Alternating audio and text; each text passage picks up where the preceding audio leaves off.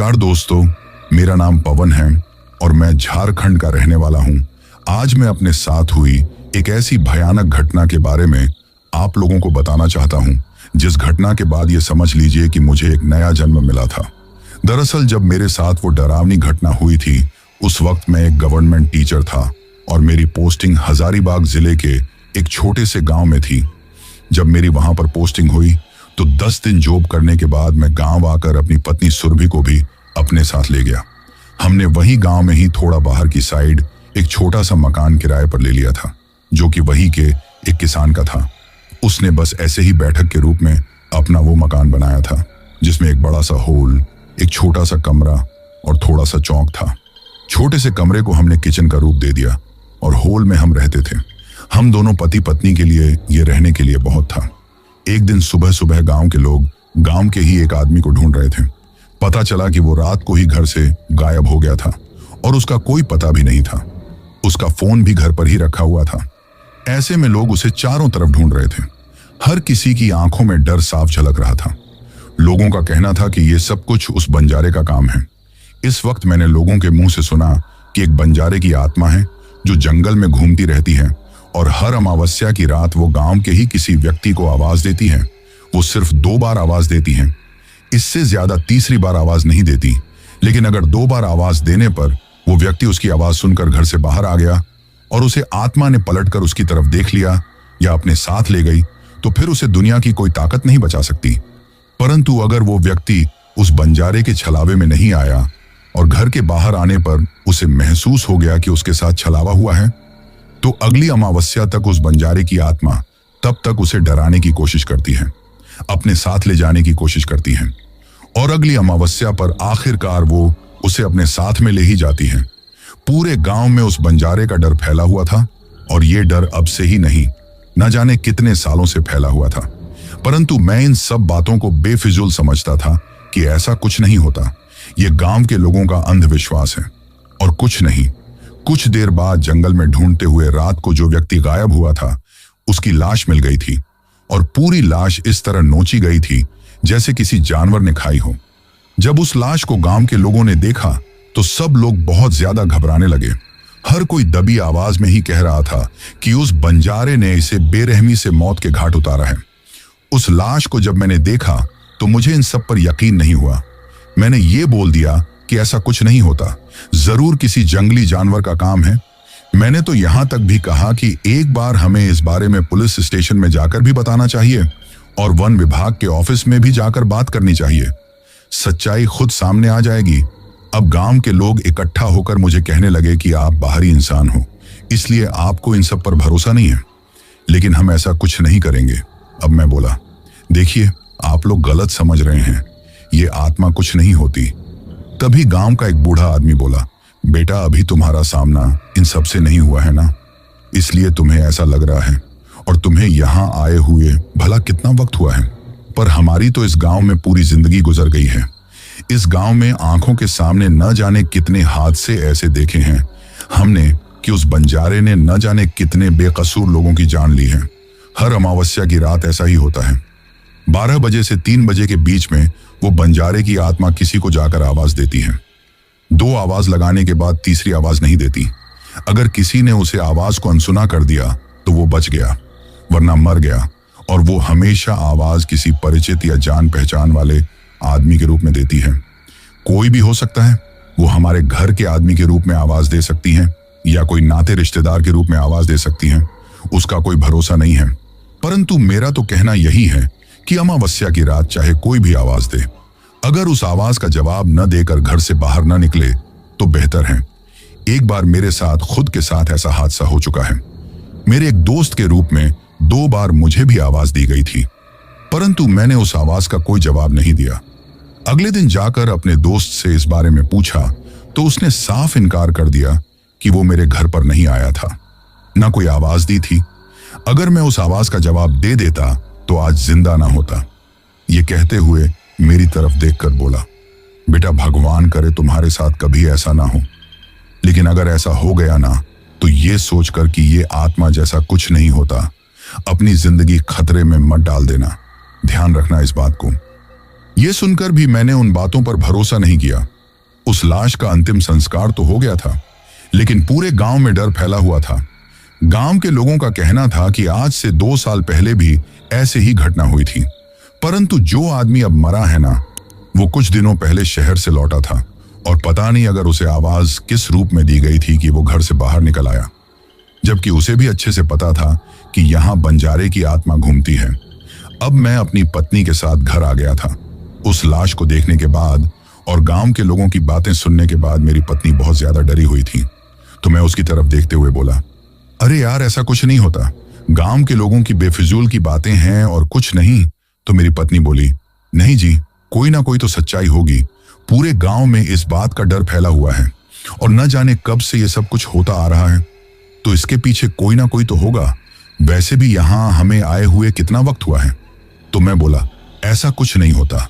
अरे तुम्हें पता है ना कितना बड़ा जंगल है, कोई जंगली जानवर होगा जो ये सब कुछ करता होगा और गांव के लोगों को लग रहा है कि कोई आत्मा करती होगी। ये कहते हुए मैंने इन बातों को मानने से इनकार कर दिया। तो मेरी पत्नी ने भी ज्यादा बहस नहीं की। धीरे धीरे हमारी जिंदगी इसी तरह गुजरने लगी थी। गांव में जो कुछ हुआ था उसका डर भी धीरे धीरे कम होने लगा था, पर अक्सर इस हादसे से संबंधित बातें सुनाई पड़ जाती थीं। उस वक्त लोगों की बातों पर ध्यान न देना, उन्हें बेफिजूल अंधविश्वास कहना शायद मेरी जिंदगी की सबसे बड़ी गलती थी। मैं भूल गया था कि कभी कभी सच ऐसा भी होता है जिस पर यकीन करना, उसे मानना मुश्किल होता है, लेकिन वो सच होता है। काश मैंने लोगों की बातें सुनी होती तो मेरे साथ भी वो हादसा ना होता। धीरे धीरे 1 महीना गुजर गया था और मुझे क्या पता था कि अगली अमावस्या पर मेरे साथ ही ऐसा कुछ होने वाला है। अमावस्या की उस रात मैं और मेरी पत्नी सुरभि दोनों ही अपने कमरे में सोए हुए थे। तभी रात को अचानक मुझे सुरभि की आवाज सुनाई दी, अजी जल्दी से बाहर आइए, कुछ काम है, कुछ दिखाना है आपको, जल्दी आइए। यह आवाज सुनकर मेरी नींद खुल गई। मैंने देखा बगल में सुरभि नहीं थी, तो मुझे फिर से आवाज आई, अजी जल्दी आइए, बाहर आंगन में कुछ दिखाना है आपको। यह सुनकर मैं बोला, हाँ आ रहा हूं, लेकिन क्या काम है। ये कहते हुए मैंने घड़ी की तरफ देखा। रात के लगभग 1 बजे का टाइम हो रहा था। अब मैं अपने कमरे से बाहर निकला और जैसे ही जो चौक का मेन गेट था ना, उसे खोलकर बाहर की तरफ देखा तो मैंने देखा कि सुरभि मेरी तरफ पीठ करके थोड़ी दूरी पर खड़ी हुई थी। ये देखकर मैं बोला, क्या हुआ सुरभि, और तुम रात के वक्त यहां क्या कर रही हो, क्या काम है। परंतु उसने कोई जवाब नहीं दिया। ये देखकर मैं उसकी तरफ बढ़ने ही वाला था कि पीछे से किसी ने मेरे कंधे पर हाथ रखा। तो हड़बड़ाते हुए मैंने पीछे की तरफ देखा तो सुरभि खड़ी हुई थी, जो हैरानी से मेरी तरफ देखकर बोली, आप किससे बातें कर रहे हैं। यह सुनकर मैं हैरान रह गया। मैंने दरवाजे की तरफ देखा तो जो सुरभि बाहर आंगन में खड़ी हुई थी ना, वो तेजी से भागते हुए जंगल की तरफ चली गई। अब मैं घबरा गया और हड़बड़ाते हुए मैं बोला, तुम कहां थी। तो वो बोली, मैं तो टॉयलेट करने के लिए आई हुई थी। वैसे हमारी जो लेट बात है ना, वो चौक के अंदर बने हुए हैं, जो कमरे के साइड में ही हैं। ये सुनकर मैं घबरा कर बोला, लेकिन तुमने मुझे आवाज क्यों दी थी। अब वो मेरी तरफ हैरानी से देखते हुए बोली, मैंने आपको कब आवाज दी, और वैसे भी भला मैं आपको आवाज क्यों दूंगी। अब तो ये सुनकर मेरे दिल की धड़कन बढ़ गई। वही सुरभि भी घबरा गई और बोली, आप इतनी परेशान क्यों हैं, कोई बात है क्या, कहीं सच में ही आज अमावस्या की रात है। ये कहते हुए उसने जल्दी से घर का मेन गेट बंद किया और मुझे हाथ पकड़कर अंदर लेकर आई और घड़ी की तरफ देखते हुए, घबराते हुए, हड़बड़ाते हुए बोली, रात के 1 बजने को आए हैं। इसका मतलब ये सोचते हुए वो रोने लगी। तो मैं बोला, अरे यार कुछ नहीं, शायद मुझे नींद में कोई भ्रम हुआ होगा, तुम ज्यादा इस बारे में ना सोचो, सो जाओ। मेरी बात सुनकर वो सो गई। तो अब मैं भी सोने के लिए लेट गया था, लेकिन नींद नहीं आ रही थी। दिल की धड़कन बढ़ी हुई थी। फिर सोचने लगा कि सुरभि तो बाथरूम में थी, तो फिर वो बाहर कौन थी, और मुझे आवाज कहीं सच में ही गांव के लोगों की बात तो सच नहीं है। ये सोचकर मुझे घबराहट होने लगी थी, लेकिन फिर मैं सो गया। अभी मैं सो रहा था, तभी मुझे ऐसा लगा जैसे कोई मेरे पैरों को पकड़कर खींचने की कोशिश कर रहा है। यह महसूस होते ही मैंने हड़बड़ाते हुए आंखें खोलकर देखा तो सुरभि खड़ी हुई थी। अब अपने पैरों की तरफ सुरभि को खड़े देखकर मैं कुछ बोलता कि वो अजीब तरह से मेरी तरफ देखकर मुस्कुराने लगी और देखते ही देखते उसका रूप पूरी तरह बदल गया और कुछ देर में उसने एक आदमी का रूप रख लिया जो देखने में ही एक बंजारा लग रहा था। ये देखकर मेरे होश उड़ गए कि धीरे धीरे उस आदमी का रंग रूप भी बदलने लगा। कुछ देर बाद अब वो एक प्रेत नजर आने लगा था और मेरी तरफ देखकर जोर जोर से हंसने लगा। ये देखकर मैंने घबराते हुए सुरभि की तरफ देखा जो गहरी नींद में सो रही थी। ये देखकर उस प्रेत की तरफ देखा जो हंसते ही जा रहा था। अपनी आंखों के सामने उस प्रेत को देखकर मेरे तो दिल की धड़कन ही बढ़ गई थी। तभी वो प्रेत हंसते हुए अचानक एक तूफान सा आया और वो हवा बनकर खिड़की से होकर निकल कर चला गया। ये देखकर अब तो मैं बहुत ज्यादा घबरा गया था। अब सारी रात मैं ठीक से सो ना पाया। सुबह मेरी हालत देखकर सुरभि बोली, आप ठीक तो है ना? तो मैं हड़बड़ाते हुए बोला, हाँ। उसके बाद सुरभि ने मेरे लिए नाश्ता बना दिया था और नाश्ता करके मैं स्कूल जाने के लिए रवाना हो गया था। उस वक्त सुबह 7:30 से 12:30 तक का टाइम था। मैं स्कूल में जब पहुंचा तो स्कूल के कामों में इतना ज्यादा खो गया कि रात की बात मुझे ठीक तरह से याद ना आई। और फिर शाम को जब मैं घर वापस आया तो वही सब कुछ बातें मुझे फिर से याद आने लगी। मैं उस तरफ देखने लगा जहां पर मुझे सुरभि खड़ी हुई दिखाई दी थी, जबकि वो सुरभि नहीं थी। ये सोचकर मुझे घबराहट होने लगी थी। फिर उन बातों को नजरअंदाज करने की कोशिश करते हुए ये सोचकर कि शायद भ्रम हुआ होगा, मैंने कोई डरावना सपना देखा होगा, ये सोचकर मैं अंदर आ गया था। मुझे आए देखकर सुरभि ने मेरे लिए चाय बना दी। हम दोनों ने बाहर आंगन में बैठकर साथ में चाय पी। फिर कुछ देर तक हम दोनों एक दूसरे से बातें करते रहे। उसके बाद सुरभि ने खाना बनाया। फिर हम दोनों ने साथ में खाना खाया और सोने के लिए अपने कमरे में आ गए। रात को जो कुछ हुआ था उसे मैंने अपना मन का भ्रम समझकर नजरअंदाज करने की कोशिश की थी। रात को जब मैं और सुरभि दोनों सो गए थे तो आधी रात के वक्त मुझे अपना नाम लेकर चिल्लाने की आवाज सुनाई दी, जैसे सुरभि मेरा नाम लेकर चिल्ला रही हैं। ये देखकर हड़बड़ाते हुए मैंने आंखें खोलकर देखा तो सुरभि तो मेरे बगल में ही सो रही थी। तभी मेरी नजर बाहर खिड़की की तरफ गई तो उसी बंजारे का डरावना प्रेत कमरे की खिड़की पर खड़ा हुआ था। वो अजीब तरीके से मेरी तरफ देखकर मुस्कुरा रहा था और धीरे धीरे उसने अपना हाथ मेरी तरफ बढ़ाया और फिर मेरे करीब आने से पहले ही उस हाथ को वापस खींच लिया। ये देखकर मेरी तो सांसें ही गले में अटक गईं। तो वो प्रेत मुझे देखकर अजीब तरीके से जोर जोर से हंसने लगा। उसकी हंसी की आवाज चारों तरफ गूंजने लगी थी। ये देखकर मैं बहुत ज्यादा डर गया। तभी सुरभि की नींद खुल गई। वो मुझे इस तरह घबराते देखकर और खिड़की की तरफ देखते देखकर बोली, क्या हुआ जी? तो मैं हड़बड़ाते हुए कुछ बोल नहीं पाया। अब मैंने घबराते हुए फिर से खिड़की की तरफ देखा तो मुझे कुछ भी नजर नहीं आया, परंतु तभी एक तेज हवा का झोंका जैसे ही कमरे में आया तो सुरभि बोली, लगता है बाहर मौसम खराब है। ये सोचकर वो उठी और खिड़की को बंद करके मेरी तरफ देखते हुए बोली, रात काफी हो गई है, सो जाइए। तो मैं घबराते हुए हड़बड़ाते हुए बोला, हाँ। अब हम दोनों सोने के लिए लेट गए। कुछ ही देर में सुरभि तो सो गई थी, परंतु घबराहट की वजह से मुझे नींद नहीं आ रही थी। मैं आंखें बंद करके बस भगवान को याद कर रहा था कि मेरे साथ कुछ भी ना हो। दिल की धड़कन बढ़ी हुई थी, जैसे तैसे सोने की कोशिश कर रहा था और बड़ी मुश्किल से मेरी आंखें लगी। अभी मुझे सोए हुए कुछ ही वक्त हुआ था कि मुझे किसी के हंसने की आवाज सुनाई देने लगी जो पूरे कमरे में गूंज रही थी। ये सुनकर मैं बहुत घबरा गया और घबराहट की वजह से आंखें खोलने की भी हिम्मत नहीं थी कि तभी मुझे मेरे सीने पर भारीपन सा महसूस हुआ कि जैसे कोई बैठा हुआ है। अब मुझे पल भर में ही समझ में आ गया कि ये उसी बंजारे का प्रेत होगा। तभी उस प्रेत ने मेरा गला पकड़ लिया तो मैं बहुत ज्यादा घबरा गया। घबराते हुए अपनी आंखें खोलकर देखा तो उस प्रेत का भयानक डरावना चेहरा देखकर मैं थर-थर कांपने लगा था, क्योंकि उस प्रेत का पूरा चेहरा सफेद था। आंखों की पुतली बाहर की तरफ निकली हुई थी। आंखों के नीचे काले गड्ढे थे।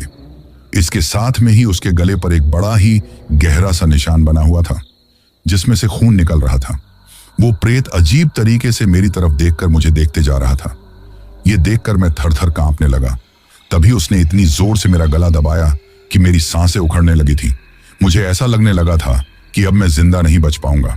अपनी आंखों के सामने उस प्रेत के रूप में मुझे अपनी मौत नजर आने लगी थी। तभी सुरभि ने नींद में सोते हुए ही मेरी तरफ करवट ली तो मैंने घबराते हुए उसकी तरफ देखा फिर मैंने उस प्रेत की तरफ देखा तो अब वो मुझे नजर नहीं आ रहा था, परंतु मेरी सांसें अब भी उखड़ रही थी। इन सब की वजह से मैं बहुत ज्यादा डर गया।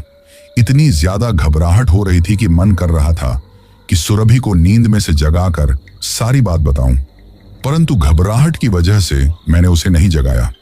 अब तक तो मुझे गांव के लोगों की बात बेफिजूल और अंधविश्वास लगती थी, और पहली बार जब मेरे साथ ये सब कुछ हुआ तो मैंने इसे मन का भ्रम समझकर नजरअंदाज करने की कोशिश की थी। परंतु आज जब अपनी मौत को मैंने इतनी करीब से देखा, तब जाकर मुझे महसूस हुआ कि लोगों की बात बेफिजूल नहीं थी। इन सब पर यकीन न करने वाला मैं पल भर में ही अब इन सब पर यकीन करने लग गया था। उस वक्त एक एक पल मेरे लिए गुजारना बहुत मुश्किल हो गया था, बड़ी मुश्किल। मैंने वो रात गुजारी और इसी तरह ये रात गुजर गई थी। अगले दिन सुबह मेरी नींद खुली, लेकिन शरीर में इतनी ताकत नहीं थी कि मैं उठ सकूं। बहुत ज्यादा घबराहट हो रही थी। तभी सुरभि मेरे पास आकर बोली, क्या हुआ, आप ठीक तो है ना? आपकी तबीयत तो ठीक है?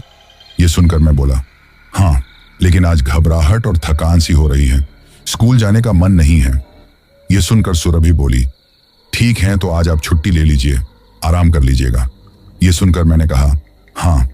और उस दिन मैं स्कूल नहीं गया, पर घर में वहां पर भी एक एक पल गुजारना मेरे लिए मुश्किल हो रहा था, क्योंकि दिमाग में वही बातें घूम रही थीं जिसकी वजह से मुझे बहुत ज्यादा घबराहट हो रही थी। ऐसे में मैं सुरभि से घर का सामान लाने की बोलकर घर से निकल गया था। गांव में एक दो परचून की ऐसी दुकानें थीं जहां पर किराने का सारा सामान मिल जाया करता था। वहां पर चला गया, जहां हमेशा गांव के कुछ लोग बैठे रहकर बातें करते थे। मैं भी उनके पास बैठ गया। मुझे परेशान देखकर कुछ लोगों ने पूछा भी कि क्या बात है, परंतु मैंने कहा, कुछ नहीं, बस थोड़ी ऐसे ही तबीयत ठीक नहीं है।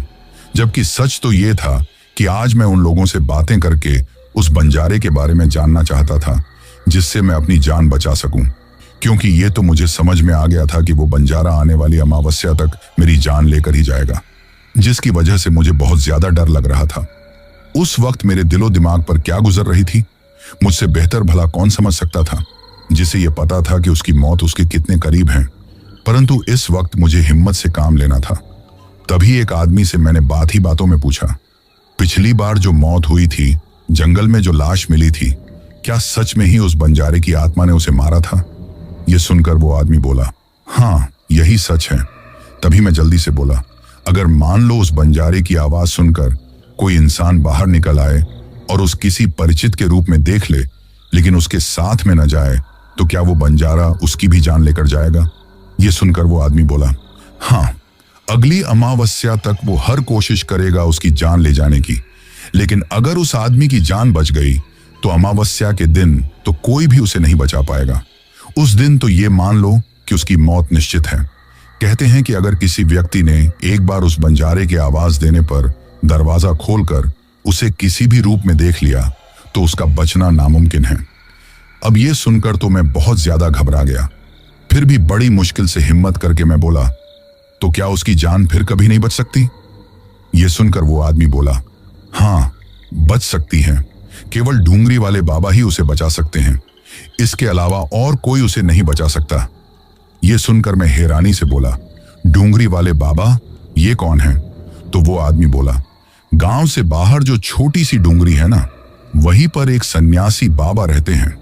उसे सब लोग डूंगरी वाले बाबा के नाम से जानते हैं। ऐसे में जो डूंगरी वाले बाबा हैं, अगर वहां पर जाकर उस बाबा से इस बारे में बताया जाए और इन सब से छुटकारा पाने के बारे में पूछा जाए, तो शायद उस इंसान की जान बच सकती है। वही इन सब से बचने का उपाय बता सकते हैं। अगर मान लो उन्होंने इनकार कर दिया, तो फिर उस आदमी को कोई नहीं बचा सकता। ये सुनकर मैं कुछ सोचने लगा। उस वक्त मैं बहुत ज्यादा डरा हुआ था। ऐसे में मुझे किसी सोच में डूबे हुए देखकर वो आदमी बोला, क्या हुआ?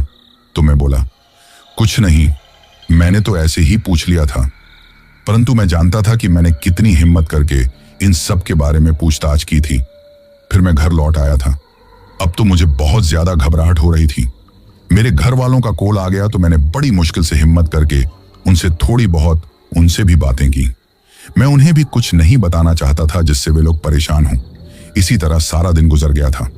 रात को अब सोते हुए भी मुझे डर लग रहा था, क्योंकि हर पल पिछली रातों की घटनाएं याद आ रही थी। डर सता रहा था कि कहीं वो बंजारा मुझे जान से ना मार दे। अब तो मैं बहुत ज्यादा घबरा रहा था, ये सोचकर कि पता नहीं कब मेरी मौत आ जाए। ऐसे में कभी सोचता सुरभि को सब कुछ बता दूं, कभी सोचता कि नहीं, ये सुनकर वो घबरा जाएगी।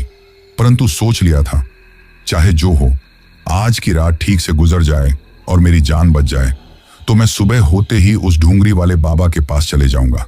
शायद वो मुझे कोई रास्ता बता दे। ये सोचकर मैं रात को सुरभि के साथ अपने कमरे में सोने के लिए आ गया था। अब मैंने घबराते हुए सारे खिड़की दरवाजे बंद कर दिए तो सुरभि मेरी तरफ देखकर बोली, ये क्या कर रहे हो? इतनी ज्यादा गर्मी है, खिड़कियां खुली रहने दो। परंतु मैं बोला, नहीं, मच्छर आ जाएंगे। ये कहकर घबराते हुए खिड़की बंद कर दी तो सुरभि भी कुछ नहीं बोली। फिर हम दोनों सोने के लिए लेट गए थे तो सुरभि तो कुछ ही देर में सो गई थी, परंतु मुझे घबराहट की वजह से नींद नहीं आ रही थी। धीरे धीरे वक्त गुजरने लगा। रात लगभग 1 बजे का टाइम हो गया था, परंतु मुझे घबराहट की वजह से नींद नहीं आ रही थी। अब मुझे लगने लगा था कि उस बंजारे की आत्मा शायद आज रात ना आए। ये सोचकर मैंने अपनी आंखें बंद कर ली और कुछ ही देर में मुझे नींद आ गई थी। मुझे सोए हुए कुछ ही वक्त हुआ था कि तभी मुझे अपने कमरे में से अजीब तरह की आवाज आने लगी। ये आवाज आते ही घबराते हुए, हड़बड़ाते हुए मैंने अपनी आंखें खोली तो मैंने देखा कि मेरे कमरे के कोने में कोई आदमी बैठकर रो रहा था। उसकी पीठ मेरी तरफ थी, लेकिन वो बैठकर रोते ही जा रहा था। ये देखकर मैं घबराते हुए उसकी तरफ देखने लगा। तभी उसने घूर कर मेरी तरफ देखा तो मेरे होश उड़ गए, क्योंकि ये वही बंजारा था। मुझे देखकर वो बंजारा अजीब तरीके से मुस्कुराने लगा। उसकी मुस्कान देखकर मुझे और ज्यादा डर लग रहा था। समझ में नहीं आ रहा था कि क्या करूं।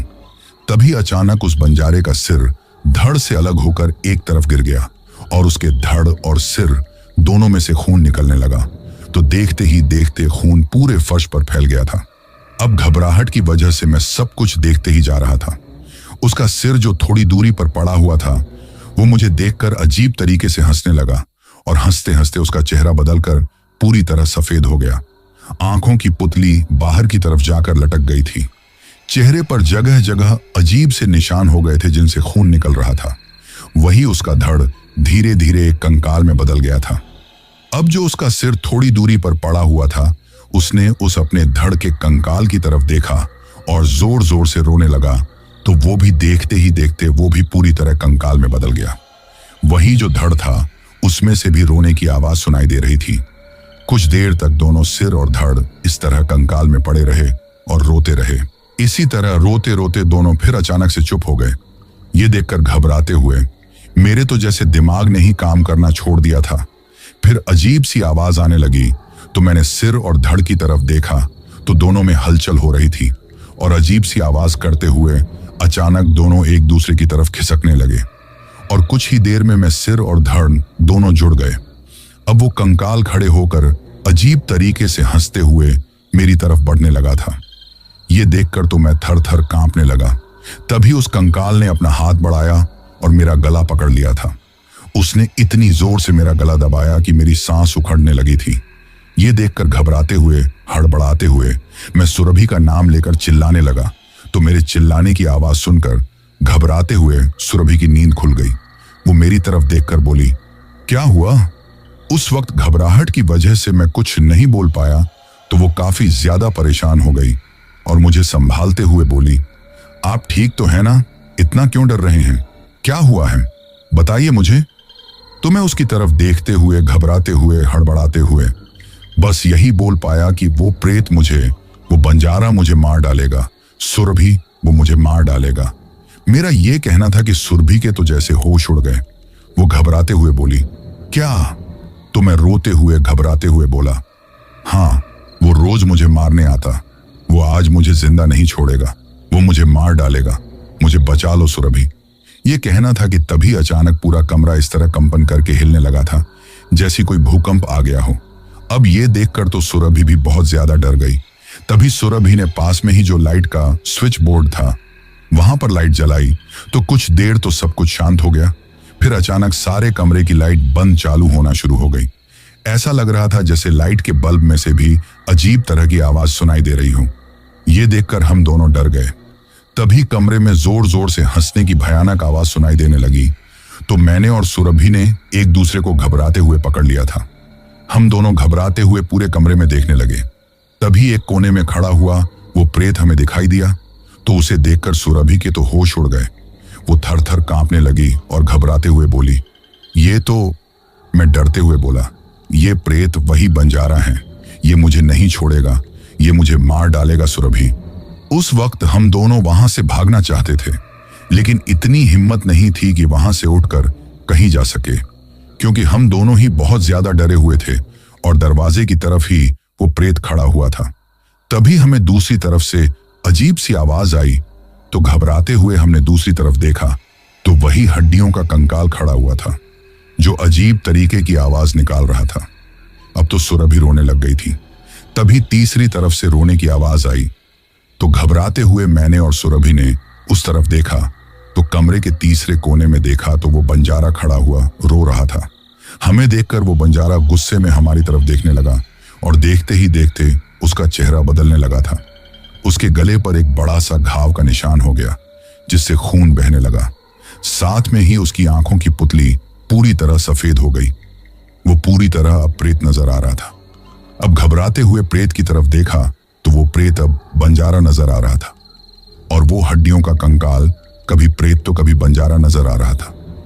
उस बंजारे का ऐसा छलावा देखकर हमारा तो सिर चकराने लग गया था।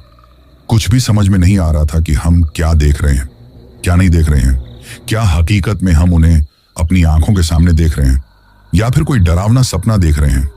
बस घबराते हुए कमरे में चारों तरफ देख रहे थे। सच बताएं तो उस वक्त हम दोनों बहुत ज्यादा डर गए थे। इसके साथ में ही कमरे की लाइट भी हमें और ज्यादा डरा रही थी, जो बंद चालू हो रही थी। तभी पूरे कमरे में एक भयंकर बदबू फैल गई और इसके साथ में ही जगह जगह मांस और खून बिखर गया था। उस बदबू में सांस लेना हमारे लिए बहुत मुश्किल हो रहा था। वही जो मांस और खून वहां पर बिखरा पड़ा था, उससे चारों तरफ गंदगी ही गंदगी नजर आ गई थी। ऐसा लग रहा था जैसे कोई बहुत सारी मरे हुए जानवर वहां पर सड़ रहे हों। तभी वो कंकाल, वो बंजारा, वो प्रेत सभी हमारी तरफ बढ़ने लगे। वो तीनों ही अजीब तरह की आवाज कर रहे थे। कोई रो रहा था, कोई हंस रहा था, कोई चिल्ला रहा था। चारों तरफ उनकी भयानक डरावनी आवाज गूंज रही थी। तो ये देखकर हम घबरा गए। मुझे तो अपनी मौत अपनी आंखों के सामने दिखाई दे रही थी। ऐसा लग रहा था कि आज ये बंजारा मेरी जान लेकर ही मानेगा। ये सोचकर इतना ज्यादा डर लग रहा था कि ऐसा महसूस हो रहा था कि मैं अभी बेहोश हो जाऊंगा। मेरी आंखों के सामने अंधेरा छाने लगा था। उस वक्त घबराहट की वजह से मेरे गले से आवाज तक नहीं निकल रही थी और सुरभि घबराते हुए रो रही थी, चिल्ला रही थी, लेकिन जैसे हमारी आवाज सुनने वाला, हमारी मदद करने वाला कोई नहीं था। तभी सुरभि ने हिम्मत करके अपने गले में जो देवी माँ का लॉकेट पहने हुए थी, उसे उतार कर सबके सामने कर दिया। तो सब लोग घबराते हुए पीछे की तरफ खिसक गए। उस वक्त सुरभि भी बहुत ज्यादा डर रही थी, लेकिन उसे लग रहा था कि शायद देवी माँ ही उन्हें बचा सकती हैं। और ऐसा ही हुआ। उस देवी माँ के ताबीज को देखकर जैसे उस बंजारे की आत्मा घबराने लगी थी, उसके तीनों छलावे देखते ही देखते पीछे की तरफ खिसकने लगे। ये देखकर सुरभि डरते हुए हनुमान चालीसा बोलने लगी थी, जिसकी वजह से सभी भूत प्रेत अजीब तरीके से चिल्लाने लगे और देखते ही देखते वो प्रेत और वो कंकाल बंजारे के अंदर चले गए, क्योंकि वो उसी बंजारे की आत्मा का छलावा तो था। तभी पूरे कमरे में एक तूफान सा आ गया था। इतना भयंकर तूफान था कि हमारे कपड़े उड़ने लगे थे। हम दोनों एक दूसरे को पकड़े बैठे थे और पल भर में ही वो तूफान खिड़की से होकर निकल गया। अब हमारा कमरा पहले की तरह ही हमें दिखाई दे रहा था। ना तो वो हड्डियों का कंकाल हमें नजर आ रहा था, ना उस बंजारे की आत्मा, ना वो प्रेत और ना हमारे कमरे में। अब हमें मांस और खून कुछ भी फैला हुआ नजर आ रहा था, लेकिन हम दोनों बहुत ज्यादा घबराए हुए थे। उस वक्त मैं सुरभि की तरफ देखे जा रहा था। सुरभि जो जरा सी बात पर घबरा जाती थी, पता नहीं कहां से उसमें इतनी हिम्मत आ गई थी कि आज उसने मेरी जान बचा ली थी। आज मेरी जान बची थी तो सुरभि की वजह से बची थी। अगर वो देवी माँ का ताबीज उनकी तरफ नहीं करती तो वो बंजारे की आत्मा आज मेरी जान ले ही लेती। अब जब सब कुछ शांत हो गया तो हमें थोड़ी तसल्ली तो हुई, लेकिन दिल की धड़कन तो अभी बढ़ी हुई थी। घबराहट हो रही थी कि पता नहीं फिर कब बंजारे की आत्मा वापस आ जाए। तभी सुरभि ने देवी माँ का ताबीज मेरे गले में पहना दिया। ये देखकर मैं कुछ बोलता उससे पहले ही वो बोली कि मेरे लिए आपकी जान सबसे ज्यादा जरूरी है। ये कहते हुए मेरा हाथ पकड़कर हिम्मत करके बाहर आ गई। हमने चौक में जो छोटा सा एक तरफ मंदिर बनाया हुआ था वहां पर जाकर हम लोग बैठ गए, क्योंकि अब तो भगवान ही हमें बचा सकते थे। तभी अचानक हमें अपने घर की खिड़की दरवाजे जोर जोर से खटखटाने की आवाज सुनाई देने लगी। इसके साथ में ही ऐसा लग रहा था जैसे कोई मेरा नाम लेकर मुझे पुकार रहा है। ये देखकर मैं बहुत घबरा गया तो सुरभि भी मेरी तरफ देखते हुए बोली कि भगवान की शक्ति ही हमें बचा सकती है, आप घबराइए मत। उस वक्त हम घबराते हुए वहां पर बैठे रहे। एक एक पल हमारे लिए गुजारना बहुत मुश्किल हो रहा था। तभी सुरभि मेरी तरफ देखते हुए बोली कि ये सब कुछ आपके साथ कब से हो रहा है। ये सुनकर हिम्मत करके बड़ी मुश्किल से मैंने सारी बातें बताई तो सुरभि बोली कि मुझे पहले ही शक था कि ऐसा कुछ है। मैंने आपसे पूछा भी था परंतु आपने कुछ नहीं बताया। अगर बता देते तो इतना सब कुछ नहीं होता। आप ऐसी बातों को मानते नहीं थे, लेकिन मैंने तो आपसे कहा था कि ऐसा कुछ होता है। शायद इसीलिए वो आत्मा आपके पीछे पड़ी है। अगर उस रात सही वक्त पर मैं नहीं आती तो आपके साथ भी वही होता जो और लोगों के साथ हुआ है। ये कहते हुए घबराते हुए रोने लगी और बोली कि हे भगवान, पता नहीं अब क्या होगा। हम तो इस अनजान गांव में किसी को जानते तक नहीं है।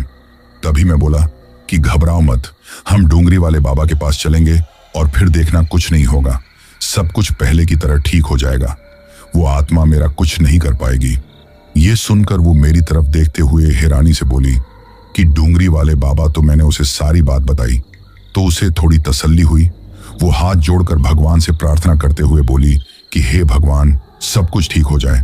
अब हम सुबह होने का इंतजार करने लगे। वही जैसे ही सुबह के 4 बजे हमने थोड़ी चैन की सांस ली थी, क्योंकि कहते हैं कि 4 बजे के बाद में ये भूत प्रेत की शक्तियां बहुत ज्यादा कम हो जाती हैं। भगवान का चारों तरफ वास जो हो जाता है। अब हम जल्दी से डूंगरी वाले बाबा के पास जाना चाहते थे। उस वक्त बाथरूम में नहाते हुए भी मुझे डर लग रहा था, तो सुरभि मुझसे बाथरूम के बाहर बैठकर बातें करती जा रही थी, जिससे मुझे थोड़ी हिम्मत मिल रही थी। फिर जल्दी ही नहा धोकर हम लोग अपने पास जो मोटरसाइकिल थी उससे उस आदमी के बताए अनुसार डूंगरी वाले बाबा के पास जाने के लिए रवाना हो गए थे, इस उम्मीद में कि अब डूंगरी वाले बाबा ही हमें उस बंजारे की आत्मा से छुटकारा दिला सकते हैं और हमारी जान बचा सकते हैं। मैं तो इतना ज्यादा घबरा रहा था कि बड़ी मुश्किल से मोटरसाइकिल चला रहा था। ये देखकर सुरभि ने तो कहा था कि हम किसी आदमी को अपने साथ ले चलते हैं, लेकिन मैं बोला नहीं, हम दोनों ही चलेंगे। ये कहकर हम दोनों भगवान का नाम लेते हुए डूंगरी वाले बाबा के पास जाने के लिए रवाना हो गए। जब हम डूंगरी वाले बाबा के पास पहुंचे, जिस मंदिर पर वो रहते थे, वहां पहुंचे तो देखा कि मंदिर के गेट बंद थे, लेकिन लॉक नहीं था। हमने गेट खोलकर अंदर देखा, भगवान की पूजा की हुई थी, लेकिन डूंगरी वाले बाबा वहां नहीं थे। ये देखकर तो हम लोग घबरा गए। हमने इधर उधर देखा, लेकिन डूंगरी वाले बाबा हमें कहीं नजर नहीं आए। उस वक्त घबराते हुए हम दोनों की आंखों में आंसू आ गए थे। काफी ढूंढने पर भी डूंगरी वाले बाबा हमें नहीं मिले, तो हम लोग दुखी होकर वापस लौट गए थे। अब हमें लग रहा था कि हम उस बंजारे की आत्मा से नहीं बच पाएंगे। तभी कुछ सोचकर मैं और सुरभि दोनों ही गांव के जो सरपंच जी थे वहां पर चले गए और वहां जाकर सारी बात बताई। हमारी बात सुनकर सरपंच जी भी काफी हैरान और परेशान हो गए।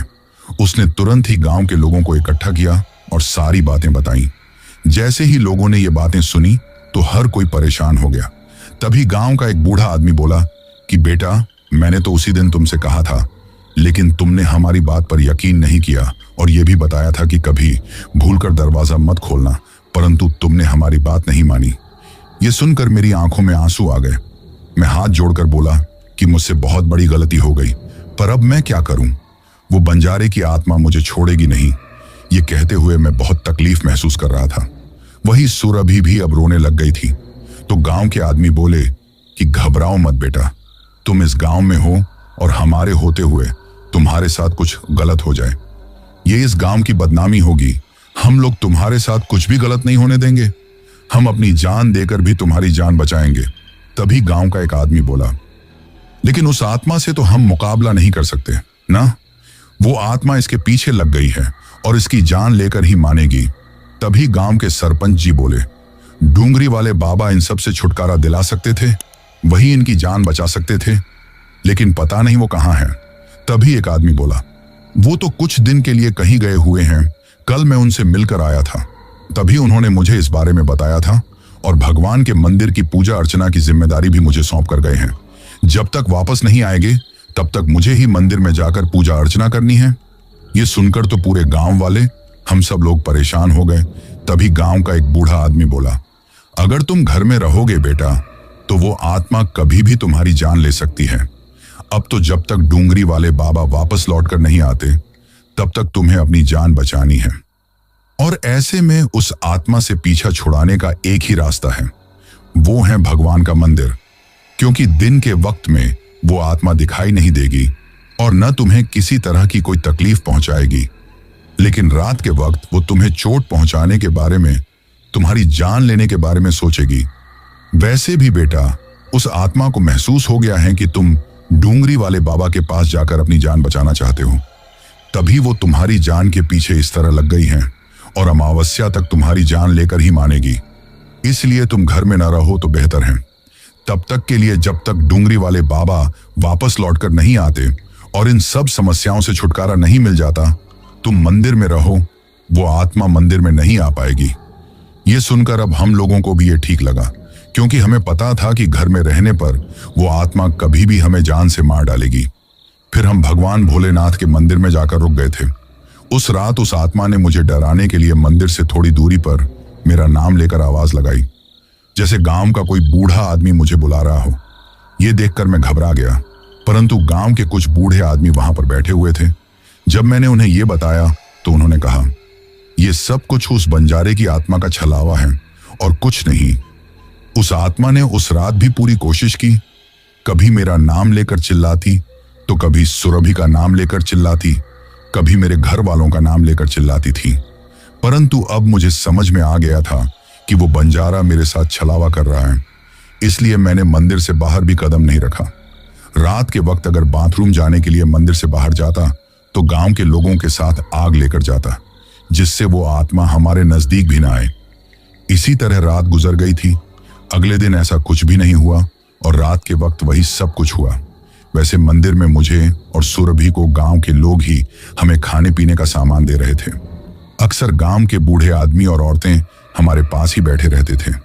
रात के वक्त भी वे लोग हमारे पास ही रहते थे। दिन के वक्त मैं स्कूल में पढ़ाने जाता था, परंतु घबराहट की वजह से कुछ पढ़ा नहीं पाता था। प्रिंसिपल सर भी इस बात को समझ रहे थे। हमें तो जैसे तैसे दिन गुजारने थे, जिससे डूंगरी वाले बाबा जल्दी वापस लौट आए।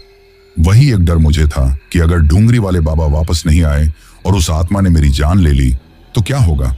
जैसे जैसे अमावस्या नजदीक आ रही थी, मेरी घबराहट और ज्यादा बढ़ती जा रही थी। मैं और सुरभि वापस हमारे गांव जाना चाहते थे, लेकिन गांव के एक बूढ़े आदमी ने हमसे इनकार कर दिया, ये कहकर कि हम दुनिया के किसी भी कोने में चल जाएं, वो बंजारे की आत्मा हमारा पीछा नहीं छोड़ेगी। हमारे घर वालों को हमने कुछ नहीं बताया था, बस जब भी बात करते थे तो यही बोल देते थे कि थोड़ी तबीयत ठीक नहीं है। अब अमावस्या को 2 दिन ही बाकी रह गए थे। अब तो मैं इतना ज्यादा डर रहा था कि मुझे किसी चीज का होश नहीं था, ना खाने पीने का, किसी चीज का भी होश नहीं था। मुझसे ज्यादा घबराई हुई तो सुरभि थी, जो बस हर वक्त रोते रहती थी। गांव के लोग भगवान से यही प्रार्थना कर रहे थे कि डूंगरी वाले बाबा वापस लौट आए, और वैसा ही हुआ। अमावस्या के दिन जो आदमी पूजा अर्चना करने जाता था, उसी ने आकर बताया कि डूंगरी वाले बाबा वापस आ गए हैं। ये सुनकर हमने थोड़ी चैन की सांस ली और गांव के लोगों के साथ में मैं और सुरभि डूंगरी वाले बाबा के पास चले गए। हमें आए देखकर डूंगरी वाले बाबा ने मुस्कुराते हुए हम सबकी तरफ देखा और बैठने का इशारा किया। जैसे ही हम बैठे तो गांव के सरपंच जी ने घबराते हुए सारी बात बता दी। ये सुनकर डूंगरी वाले बाबा ना परेशान हुए, ना उसके चेहरे पर कोई भाव आए। उसने मेरी तरफ देखा और फिर बोले, भगवान को जो मंजूर होगा वही होगा। ये कहते हुए आंखें बंद करके उन्होंने भगवान का ध्यान किया और फिर आंखें खोलकर मेरी तरफ देखते हुए बोले, तुमने उस दिन उस बंजारे की आत्मा का मजाक बनाया था ना, इसीलिए वो तुम्हारे पीछे लग गई है, अपना अस्तित्व बताने के लिए कि वो हैं जो इंसान उसे मानने से इनकार करता है ना, वो उसी की जान के पीछे पड़ जाती है। और तुम्हारी अच्छी किस्मत है कि तुम अब तक बचे हुए हो, वरना उसे कोई नहीं बच पाया है। आज तक जितने भी लोगों को उसने आवाज दी है और उन लोगों ने जवाब नहीं दिया या घर का दरवाजा नहीं खोला, उनकी तो जान बच गई, लेकिन जिसने दरवाजा खोलकर एक बार उसे देख लिया, उससे कोई नहीं बचा पाया। परंतु तुम एक अकेले आदमी हो जो जिंदा हो। यह तुम्हारी पत्नी के अच्छे कर्मों का फल है कि तुम्हारी जान बची हुई है। पिछली अमावस्या की रात अगर तुम्हारी पत्नी नहीं आई होती तो तुम्हारी जान कोई नहीं बचा सकता था। परंतु तुम्हारी किस्मत तुम्हारी पत्नी की किस्मत से जुड़ी हुई है और ऐसे में उसी की किस्मत के कारण तुम अब तक बचे हुए हो। यह सुनकर मेरे और सुरभि की दोनों की आंखों में आंसू आ गए। अब गांव के लोग इन सब से छुटकारा पाने के बारे में पूछने लगे। उस वक्त वहां गांव के लोगों से और डूंगरी वाले बाबा से मुझे उस बंजारे की आत्मा के बारे में पता चला था। इसके पीछे भी एक बहुत पुरानी कहानी थी, जिसके कारण उस बंजारे की आत्मा प्रेत रूप में अब तक भटक रही है। पुराने जमाने में जब राजा महाराजाओं का शासन था तो ये गांव भी एक राजा के ही राज्य में आता था और यहाँ का जो जागीरदार था, जिसे सब लोग ठाकुर साहब कहकर बुलाते थे, उसका शासन था। एक बार बंजारों का कबीला गांव में आकर रुका था। वो जंगल के किनारे पर आकर रुका था। उनमें ही एक बंजारा था जिसके बारे में कहा जाता था कि वो पानी में देखकर किसी भी आदमी का बीता हुआ कल और भविष्य बता सकता है। गांव के कुछ लोग उनसे अपना बीता हुआ कल और भविष्य जानने के लिए गए तो उस बंजारे ने एक कटोरे में पानी लेकर उसने उनके बारे में बिल्कुल सच बताया, जिसकी वजह से पूरे गांव में यह खबर फैल गई थी। अब लोग अपना भविष्य जानने के लिए उस बंजारे के पास आने लगे। धीरे धीरे गांव के जागीरदार के पास जब यह खबर पहुंची तो उसने अपना भविष्य जानने के बारे में सोचा और उसने उस बंजारे को अपने पास बुलाया और अपना भविष्य देखने के लिए कहा। जब उस बंजारे ने एक कटोरे में पानी लेकर जागीरदार का भविष्य पानी में देखकर उसका भविष्य जाना तो वो बंजारा काफी घबरा गया। उसमें इतनी हिम्मत नहीं थी कि जो कुछ उसने देखा था, जो भविष्य उसे पता चला था, वो जागीरदार को बता सके। वो बहुत ज्यादा डर रहा था। ये देखकर जागीरदार ने पूछा कि उसका भविष्य क्या है। अब बंजारे की समझ में नहीं आ रहा था कि सच बताए या झूठ बताए। अगर सच बता दिया तो जागीरदार उसे जिंदा नहीं छोड़ेगा और अगर झूठ बोल दिया तो फिर उसकी भविष्यवाणी गलत होने पर वो जागीरदार का बेटा उसे कहीं से भी ढूंढकर फांसी के तख्ते पर लटका देगा। ऐसे में घबराते हुए उसे समझ में नहीं आ रहा था कि वो क्या बोले। उसे इस तरह चुप देखकर जागीरदार को गुस्सा आ गया। ऐसे में जब जागीरदार ने गुस्से में चिल्लाते हुए पूछा तो बंजारा घबराते हुए बोला कि आपकी जिंदगी के बहुत कम दिन बचे हैं। यह सुनकर जागीरदार हैरान और परेशान हो गया और फिर बोला, मतलब कितने दिन? यह सुनकर बंजारा डरते हुए बोला, सिर्फ 2 दिन। यह सुनकर जागीरदार बोला, सिर्फ 2 दिन? 2 दिन बाद में मेरी मौत हो जाएगी? यह सुनकर बंजारा बोला, हाँ। तो जागीरदार गुस्से में बोला, यह बताओ कि मेरी मौत कैसे होगी, बताओ मुझे। अब बंजारा घबराते हुए कुछ नहीं बोल पा रहा था तो जागीरदार ने अपनी तलवार निकाली। यह देखकर बंजारा घबरा गया और घबराते हुए बोला, आज से 2 दिन बाद में ही आपकी हत्या कर दी जाएगी। यह सुनकर तो जागीरदार गुस्से में तिलमिला उठा और बोला, कौन मारेगा मुझे? तो वो बंजारा घबराते हुए बोला, आपकी मौत मेरे हाथों लिखी है, यही आपका भविष्य है, इसे कोई नहीं टाल सकता। यह सुनकर जागीरदार का तो खून खौल उठा। वो गुस्से में चिल्लाते हुए बोला, तुम मारोगे मुझे? यह सुनकर बंजारा कांपने लगा तो जागीरदार गुस्से में बोला, मैं तुम्हारे देखे हुए भविष्य को और अपनी किस्मत को ही बदल दूंगा। यह कहते हुए उसने उसी वक्त अपनी तलवार से उस बंजारे को मारने की कोशिश की तो वो बंजारा वहां से भागने लगा। यह देखकर जागीरदार के कहने पर उसके सैनिक उसे पकड़ने के लिए उसके पीछे भागे। अपनी जान बचाने के लिए वो बंजारा चिल्लाते हुए गांव के लोगों से अपनी जान की भीख मांगने लगा था। परंतु उस वक्त उस जागीरदार के डर की वजह से किसी ने भी उस बंजारे की जान नहीं बचाई, ना अपने घर में छुपने दिया था और उस जागीरदार ने बड़ी बेरहमी से उसका सिर धड़ से अलग करके उसे मारकर जंगल में फेंकवा दिया। ये देखकर बंजारों का जो कबीला था वो लोग बहुत ज्यादा घबरा गए और उसी वक्त गांव छोड़कर भाग गए थे। ऐसे में बंजारे की लाश जंगल में पड़ी रही थी। उसे गांव के कुत्ते नोच नोच कर उसे खा गए थे। कहते हैं कि 2 दिन बाद में ही अमावस्या की रात थी और उसी रात बंजारे की आत्मा फिर से वापस लौट आई। 2 दिन बाद में रात के वक्त उसने उसी जागीरदार को उसके ही किसी नाते रिश्तेदार के रूप में आवाज दी और वो जागीरदार उसके छलावे में आ गया और वो अपने कमरे से बाहर आ गया तो वो बंजारे की आत्मा उसे अपने साथ लेकर चली गई। फिर बेरहमी से उसे मौत के घाट उतार दिया।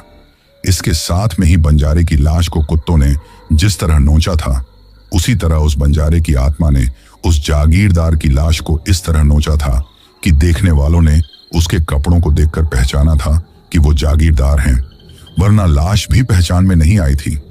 उस वक्त सबको लगा था कि ये सब कुछ किसी जागीरदार के दुश्मन का काम है, क्योंकि किसी ने भी नहीं सोचा था कि उस बंजारे की आत्मा वापस लौट कर आ गई है। लेकिन अगली अमावस्या पर जागीरदार के छोटे भाई की भी इसी तरह मौत हो गई और उसकी लाश भी जंगल में इसी तरह मिली थी। ये देखकर हर कोई घबरा गया था। ऐसे में कोई तो इसे जागीरदार के किसी दुश्मन का काम समझ रहा था, तो कोई उसे आत्मा का काम समझ रहा था। हर कोई तरह तरह की बातें कर रहा था। लेकिन अगली अमावस्या पर फिर जागीरदार के बड़े बेटे के साथ भी वही सब कुछ हुआ जो जागीरदार और उसके भाई के साथ हुआ था। ऐसे में सब लोगों को उस जागीरदार की बंजारे के द्वारा की गई भविष्यवाणी याद आई जो उस बंजारे ने सुनाई थी। और उसके बाद में लगातार ऐसी मौतों को देखकर हर कोई सोच रहा था कि ये सब कुछ उस बंजारे की आत्मा का ही काम है। और फिर उन्होंने गांव के ही पंडित जी से इस बारे में पूछा, तो उन्होंने भी यही सब कुछ बताया, जिसे सुनकर लोग डर गए। तभी से वो बंजारा गांव के लोगों से भी अपना बदला लेता आया है, क्योंकि उसे लगा था कि अगर गांव के लोग उसे बचाते तो शायद उसकी जान बच सकती थी। इसलिए हर अमावस्या की रात वो ये सब कुछ करता है। शुरुआत में तो लोगों को इस बारे में पता नहीं था, लेकिन धीरे धीरे लोगों को इस बारे में पता हुआ और चारों तरफ उसका डर फैल गया था। गांव के लोगों ने और उस वक्त जो जागीरदार का छोटा बेटा शासक बना था, उन सब ने इन सब से छुटकारा पाने की पूरी कोशिश की, परंतु कुछ भी ना हुआ। तभी एक पंडित जी ने बताया कि उस बंजारे की बेरहमी से हत्या की गई थी। उसकी लाश का अंतिम संस्कार भी नहीं हुआ। ऐसे में उसकी आत्मा को इतनी आसानी से शांति नहीं मिलेगी। ये सुनकर जागीरदार के बेटे ने उस बंजारे की लाश के कंकाल को जैसे तैसे ढूंढकर उसका अंतिम संस्कार, पिंडदान सब कुछ किया गया, लेकिन उसकी आत्मा को शांति नहीं मिली। शायद पूरे गांव के लोगों से बदला लिए बिना उसे मुक्ति नहीं मिलने वाली थी, क्योंकि उसे तो पूरा गांव ही अपना दुश्मन नजर आ रहा था। ऐसे में गुजरते वक्त के बाद उसकी आत्मा एक प्रेत बन गई, जो अब किसी की जान लेकर अपनी उम्र बढ़ाती है और अपना बदला भी लेती है। जो कोई भी आदमी उसे मानने से, उसके होने से इनकार करता है, उसी को वो जान से मार देती है। वैसे उस आत्मा का मुकाबला करने की गांव के लोगों ने कई पंडितों, तांत्रिकों के साथ मिलकर कोशिश की थी, लेकिन कुछ ना हुआ। ऐसे में गांव के लोग अब बस अमावस्या की रात किसी के भी आवाज देने पर घर से नहीं निकलते थे और इसी तरह उनकी जान बची हुई थी। इसके साथ में ही अमावस्या के दिन शाम को जल्दी ही लोग खाना खाकर अपने अपने घरों में छुप जाया करते थे। ये सारी बातें मुझे उस वक्त डूंगरी वाले बाबा और गांव के लोगों से पता चली थी। वही गांव के लोगों की और हमारी बातें सुनकर डूंगरी वाले बाबा हमारी तरफ देखते हुए बोले, उस बंजारे की आत्मा एक प्रेत बन गई है जो काफी शक्तिशाली है और उसका मुकाबला करना इतना आसान नहीं है। हाँ, उससे अपने आप को हम बचा सकते हैं, अपनी रक्षा कर सकते हैं, परंतु उसे हरा नहीं सकते। ये कहते हुए डूंगरी वाले बाबा ने एक ताबीज मेरे गले में बांध दिया और कहा, इससे वो आत्मा तुम्हारे करीब ना आ पाएगी। ये कहते हुए गांव के लोगों को कुछ बातें समझाईं और साथ में ही कुछ रुद्राक्ष दिए और कहा, इसे इसके घर के चारों तरफ रख देना। आज अमावस्या की रात उस बंजारे की आत्मा इसे मारने के लिए आएगी। ऐसे में वो आत्मा अंदर चली तो जाएगी, लेकिन बाहर नहीं आ पाएगी। साथ में ही इसकी शक्ति से तुम लोगों को वो आत्मा अंदर जाते हुए भी दिखाई देगी। इसके बाद में जो बताया है वो करना। ये कहते हुए सारी बात उन्हें समझा दी। अब हम लोग उनके दर्शन करके उनके धन्यवाद देकर वापस आ गए थे, परंतु अब भी बहुत ज्यादा घबराहट हो रही थी। मुझे और सुरभि को इस तरह घबराते देखकर गांव के लोगों ने हमें समझाया, हमें हिम्मत दी कि अगर डूंगरी वाले बाबा ने कहा है तो मुझे कुछ नहीं होगा और वे लोग मेरे साथ हैं। उन लोगों की बातें सुनकर, डूंगरी वाले बाबा की बातें सुनकर अब हमें थोड़ी तसल्ली थी। फिर डूंगरी वाले बाबा के कहने अनुसार मैं अपने घर में अपनी पत्नी के साथ चला गया। अभी शाम होने में थोड़ा वक्त बाकी था, तो गांव के लोगों ने जो रुद्राक्ष डूंगरी वाले बाबा ने दिए थे वो घर के चारों तरफ रख दिए थे और मेरे ही घर से थोड़ी दूर एक दुकान थी, वहां पर जाकर बैठ गए, जिससे मेरे घर पर अच्छे से नजर रखी जा सके।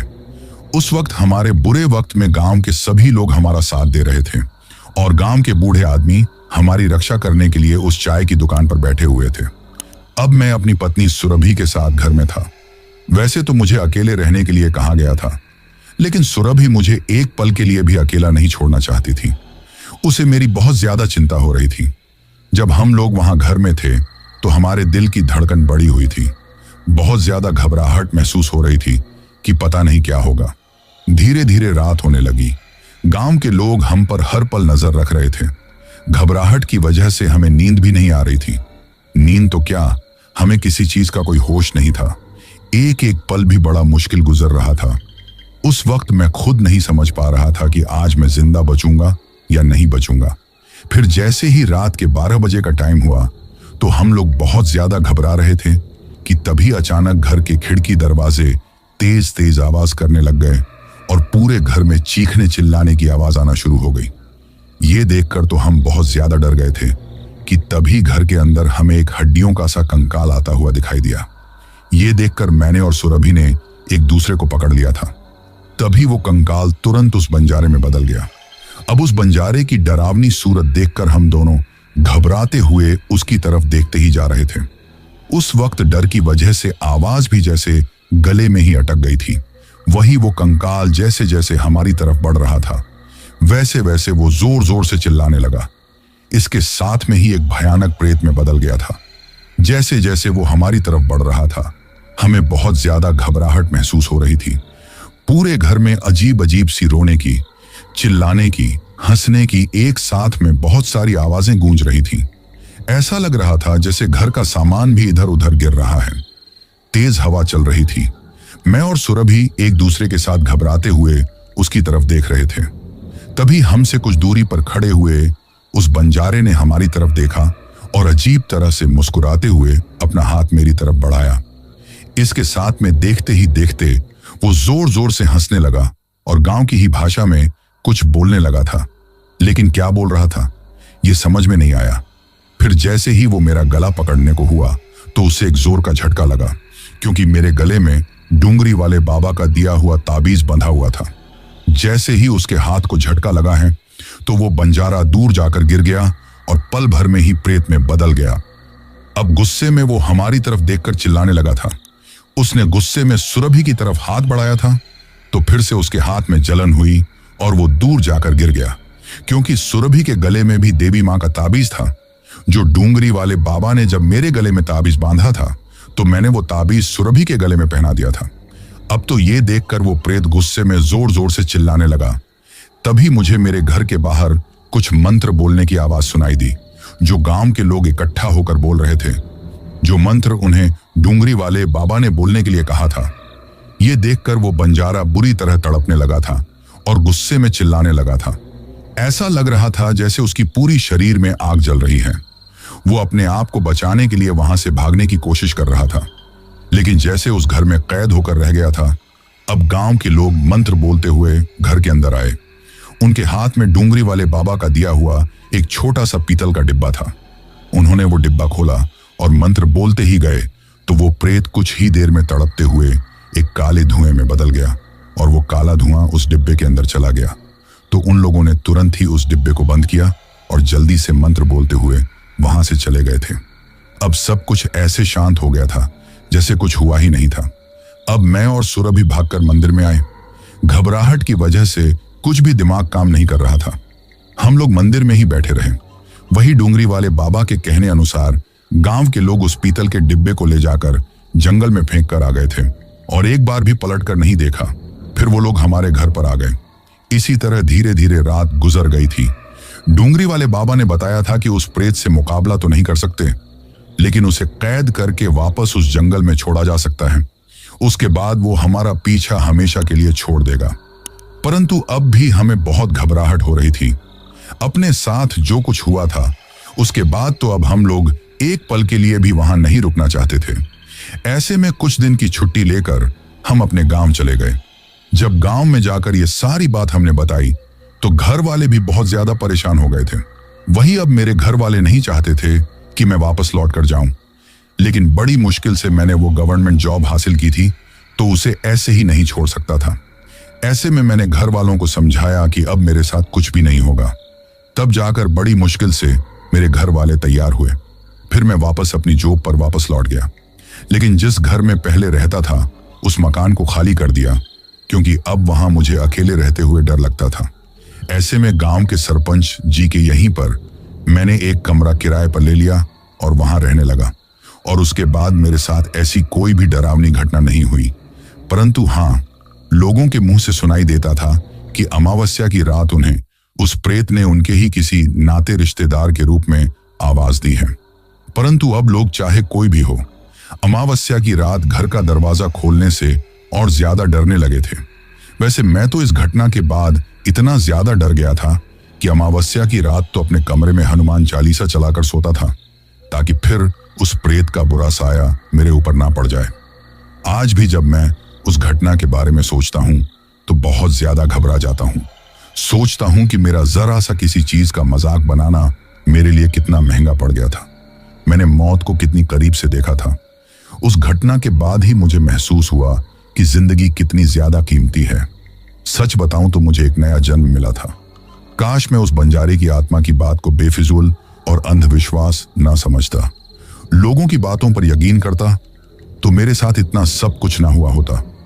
आज मैंने ये घटना आप लोगों को इसलिए बताई है ताकि अगर आप कभी भी ऐसी किसी बुरी शक्ति के बारे में सुने तो बिना सोचे समझे उसका ऐसे ही मजाक ना बनाएं, क्योंकि हमारी जरा सी गलती, हमारी जरा सी लापरवाही, हमारा जरा सा मजाक हमारे लिए कितनी बड़ी मुसीबत पैदा कर सकता है, इस बात का हमें अंदाजा भी नहीं है।